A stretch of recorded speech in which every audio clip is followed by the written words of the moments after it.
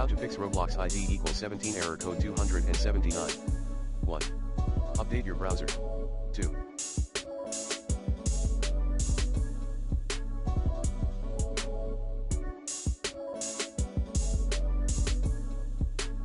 Ensure you have a strong internet connection. 3.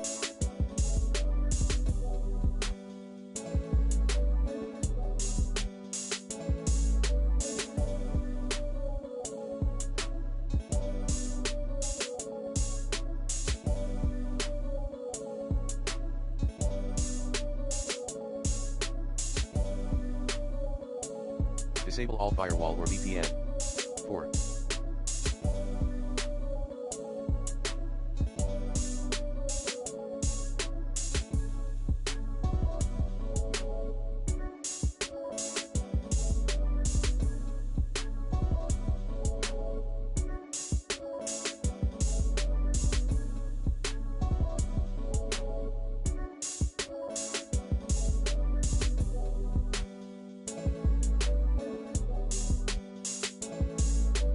Disable any ad blockers in your browser.